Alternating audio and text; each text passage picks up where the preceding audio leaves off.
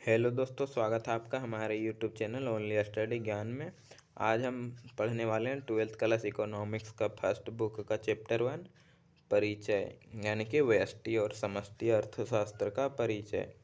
हम लोग आज ऑब्जेक्टिव क्वेश्चन पर विशेष ध्यान देते हैं।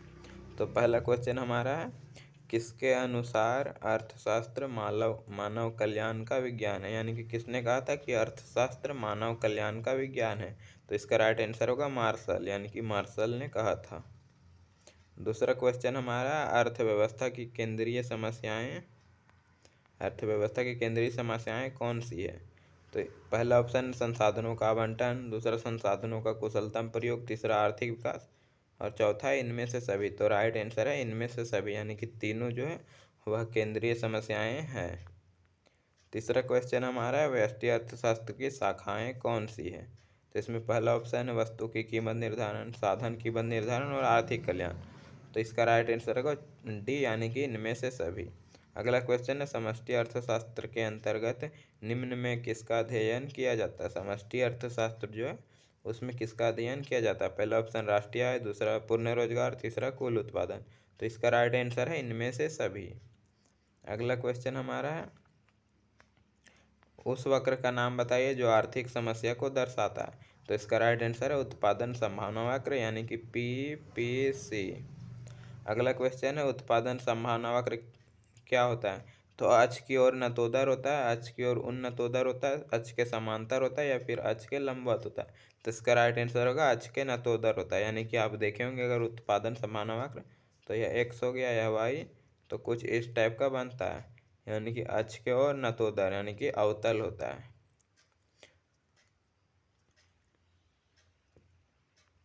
अगला क्वेश्चन हमारा सातवां, उत्पादन संभावना वक्र का ढाल गिरता है, लेकिन गिरता है तो पूछ रहा है किस तरह से, बाएं से दाएं, दाएं से बाएं, ऊपर से नीचे, नीचे से ऊपर। तो इसका राइट आंसर होगा ऊपर से नीचे, क्योंकि चित्र में यहाँ देख चुके थे ऊपर से नीचे इस तरह गिर रहा था। अगला क्वेश्चन है, अर्थव्यवस्था की केंद्रीय समस्या क्या है। तो क्या उत्पादन हो, कैसे उत्पादन हो, उत्पादित वस्तुओं का वितरण कैसे हो। तो इसका आंसर होगा इनमें से सभी, यानी कि सभी सही हैं। अगला क्वेश्चन है 9वां, निम्नलिखित में से कौन से उत्पत्ति के साधन नहीं है। भूमि, श्रम, मुद्रा और पूंजी। तो जो भूमि, श्रम और पूंजी जो उत्पादन के साधन है, इसका राइट आंसर होगा मुद्रा। अगला क्वेश्चन है, सबसे पहले माइक्रो शब्द का प्रयोग किसने किया था।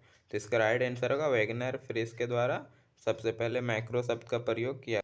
अगला क्वेश्चन हमारा, अर्थशास्त्र के कल्याण संबंधी परिभाषा किसने दिया। तो इसका राइट आंसर होगा मार्शल द्वारा दिया गया था। फिर 12 नंबर क्वेश्चन है, अर्थशास्त्र के जनक कौन थे। तो एडम स्मिथ को अर्थशास्त्र का जनक माना जाता है। अगला क्वेश्चन हमारा, व्यष्टि अर्थशास्त्र में सम्मिलित होते हैं, यानी कि क्या क्या को सम्मिलित किया जाता है। पहला ऑप्शन है व्यक्तिगत इकाई, छोटे छोटे इकाई और व्यक्तिगत मूल्य निर्धारण। तो इसका राइट आंसर होगा इनमें से सभी, यानी कि तीनों। अगला क्वेश्चन है, अर्थशास्त्र चयन का विज्ञान है, यह किसने कहा था। हिक्स ने, किन्स ने, रॉबिन्स ने, मार्शल ने। तो इसका राइट आंसर होगा रॉबिन्स के द्वारा कहा गया था। अगला क्वेश्चन हमारा, आर्थिक क्रियाओं के अध्ययन के संदर्भ में अर्थशास्त्र को दो शाखाओं में बांटा गया, व्यष्टि और समष्टि अर्थशास्त्र। तो यह किसने विभाजित किया था। इसका ऑप्शन है मार्शल, रिकार्डे, रेगनर फ्रिस और इनमें से कोई नहीं। तो राइट आंसर होगा इनमें से कोई नहीं। अगला क्वेश्चन हमारा है, व्यष्टि अर्थशास्त्र के अंतर्गत निम्न में से किसका अध्ययन किया जाता है। व्यक्तिगत परिवार, व्यक्तिगत फर्म, व्यक्तिगत उद्योग। तो इनमें से आंसर होगा इनमें से सभी, यानी कि डी इसका आंसर होगा राइट। अगला क्वेश्चन देखते हैं हम लोग। 17 नंबर क्वेश्चन है हमारा, निम्न में से कौन सी आर्थिक क्रियाएं अर्थशास्त्र के अध्ययन सामग्री के अंतर्गत सम्मिलित किया जाता है। असीमित आवश्यकताओं से जुड़ी आर्थिक समस्या, सीमित आवश्यकताओं से आर्थिक जुड़ी समस्या, ए और बी दोनों, इनमें से कोई नहीं। तो इसका राइट आंसर होगा ए और बी दोनों। अगला क्वेश्चन 18 नंबर क्वेश्चन हमारा, आर्थिक समस्या मूलतः किस तथ्य की समस्या है। तो यह चुनाव की समस्या, आर्थिक समस्या जो वह चुनाव की समस्या है। अगला क्वेश्चन, अर्थव्यवस्था को वर्गीकृत किया जाता है किस किस क्षेत्रों में। तो पूंजीवादी के रूप में, मिश्रित रूप में और समाजवादी के रूप में। तो इसका आंसर होगा इनमें से सभी, तीनों में इसको विभाजित किया जाता है। 20 नंबर क्वेश्चन देखें तो निम्न में से किस अर्थव्यवस्था में निजी और सार्वजनिक क्षेत्र दोनों का सह अस्तित्व होता है, यानी कि बराबर बराबर। तो वह मिश्रित अर्थव्यवस्था में होता है, जिसमें कि निजी और सरकारी दोनों क्षेत्र शामिल होते हैं। अगला क्वेश्चन है 21 नंबर है, निम्न में से कौन आर्थिक क्रिया का एक प्रकार है? पहला ऑप्शन है उत्पादन, दूसरा है उपभोग, तीसरा विनिमय, चौथा है इनमें से सभी। तो राइट आंसर होगा इनमें से सभी। अगला क्वेश्चन है साधन की प्रमुख विशेषताएं क्या होती है? तो यह मानव आवश्यकताओं की तुलना में सीमित होते हैं, इसका वैकल्पिक प्रयोग संभव होता है। तो इसका आंसर होगा सी, यानी कि ए और बी दोनों।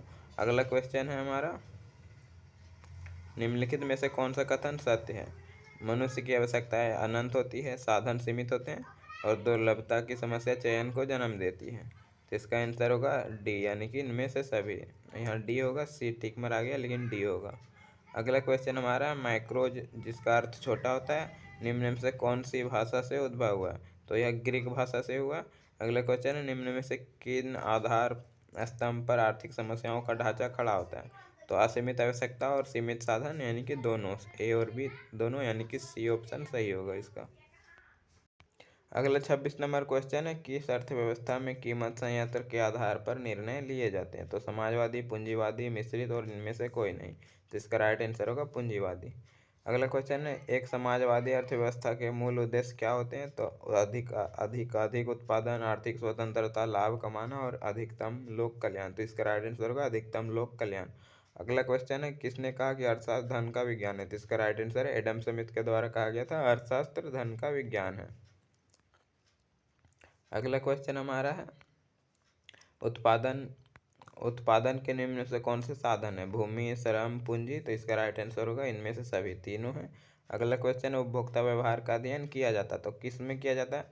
तो सूक्ष्म अर्थशास्त्र, आय विश्लेषण, समष्टि अर्थशास्त्र, इनमें से कोई नहीं। तो यह सूक्ष्म अर्थशास्त्र यानी कि व्यष्टि अर्थशास्त्र में किया जाता है।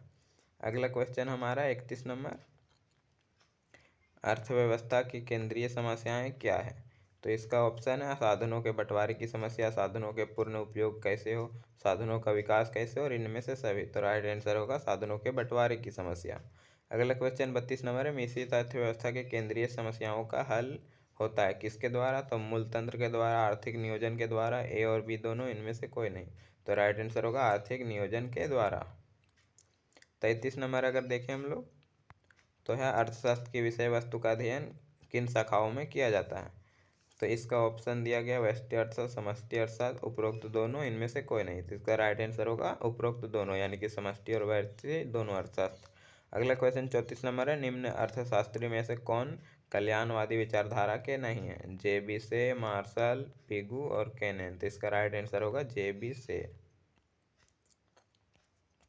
अगला क्वेश्चन 35 नंबर है हमारा, किसने कहा अर्थशास्त्र कभी वास्तविक विज्ञान है तो कभी आदर्श विज्ञान? तो इसका राइट आंसर होगा फ्रेडमैन के द्वारा कहा गया था।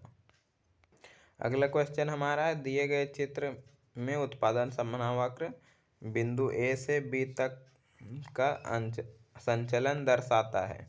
एक चित्र दिया गया, उसमें है पहला ऑप्शन अर्थव्यवस्था में सभी साधनों का विकास, दूसरा संसाधनों का पूर्ण उपयोग अपूर्ण उपयोग, तीसरा वस्तु एक्स का अधिक उत्पादन तथा वस्तु वाई का कम उत्पादन, और चौथा है वस्तु वाई का अधिक उत्पादन और वस्तु एक्स का कम उत्पादन। तो हम लोग चित्र पहले देख लेते हैं इसका। तो इसका चित्र जो यहाँ पे दिया गया है कुछ इस टाइप का है, यहाँ देख सकते हैं। यह उत्पादन संभावना वक्र है पी सी, जो कि मूल बिंदु की ओर नतोदर है, यानी कि अवतल है। इसमें आंसर होगा इसका राइट सी, वस्तु एक्स का अधिक उत्पादन तथा वस्तु वाई का कम उत्पादन।